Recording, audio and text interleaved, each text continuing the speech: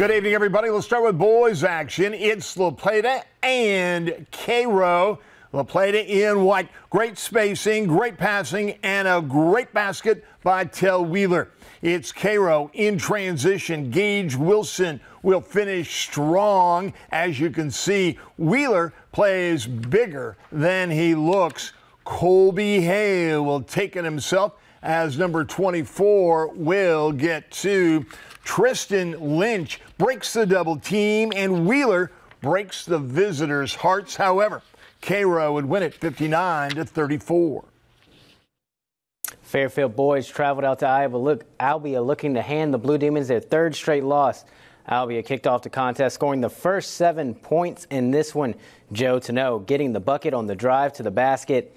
The Trojans were held scoreless for the entire first quarter until Drew Martin got the steal and splashed home the circus shot at the buzzer.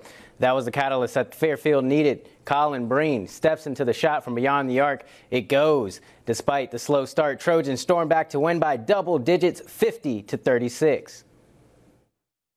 Atlanta Hornets were in conference play tonight against the Novinger Wildcats. Hornets start off strong with Bryce Teeter tossing to Tucker waddled to eventually score. Novinger offense is hungry for points with Caden Smith storming the court, eventually making that 2-point shot. Atlanta with the turnover. Cole Thompson throws a long shot to Bryn Baker, and it looks like 3 is his lucky number tonight, nailing that 3-pointer. Thompson then continued to remain strong on offense, scoring again. However, Hornets fell short to the Wildcats on homecoming, 61-47. The railroad goes through La Plata. Let's see if the girls from La Plata could get back on the winning track against Cairo.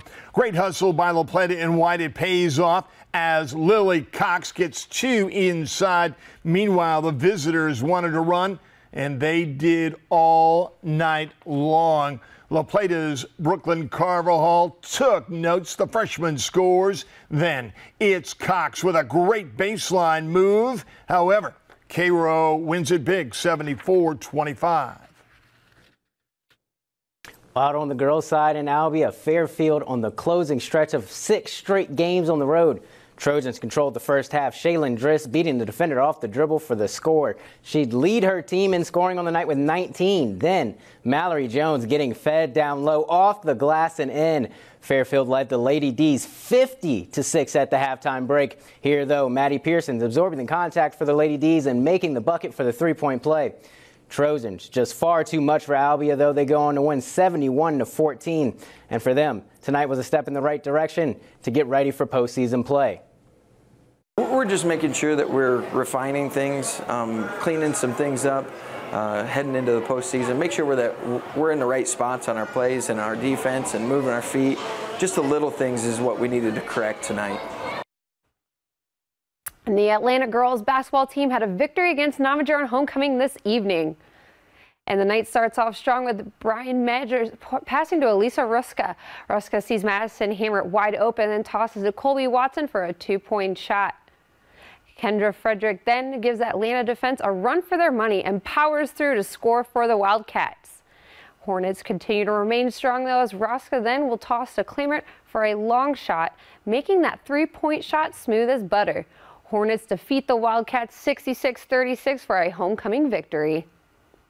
The Kirksville boys and girls basketball teams will be back in action tomorrow when they travel to Keokuk. Both squads brought back trophies from Macon. The girls were second. The boys were third. Back to Keokuk. It is coached by the legendary Zach Summers. So that means pressure and havoc all over the court. We're going to really have to take care of the ball. They're going to get out and defend us.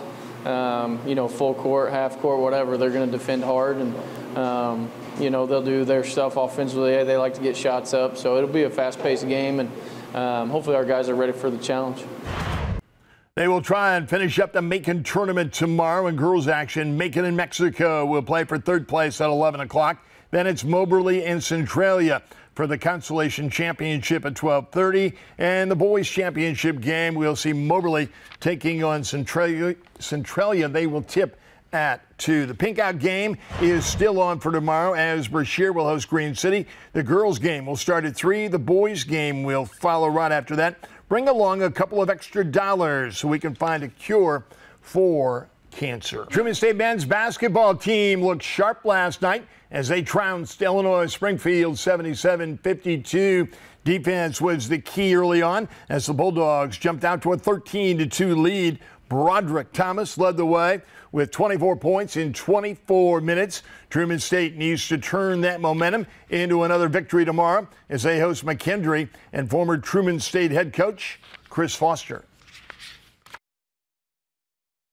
I've known Chris for a long time, and Chris helped me get this job. So, I'm a big fan of Chris Foster and what he's done. He's done a great job at McKendree too, of kind of turning the culture around there, and he's got a tough task, but he's doing a great job right now. And obviously these guys were all recruited by Chris, so I'm sure they'll want to play well.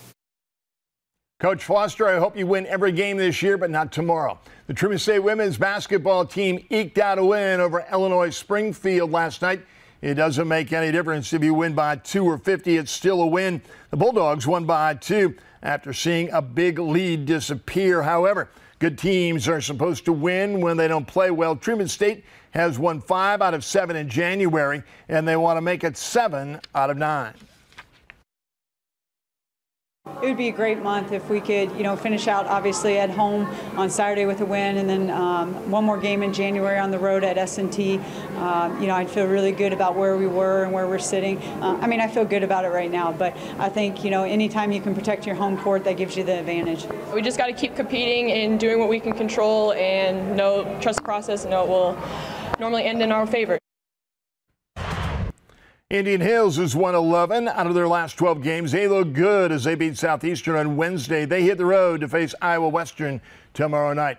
Missouri will be home to face LSU, a team that is undefeated in conference play. The Tigers played terrible down the stretch against Arkansas. They finished the game with 24 turnovers, plus Mark Smith hurt his ankle. No word if he will play. That's our show for tonight. Thanks for watching. I hope you found all this refreshing as an ice-cold Pepsi. Good night.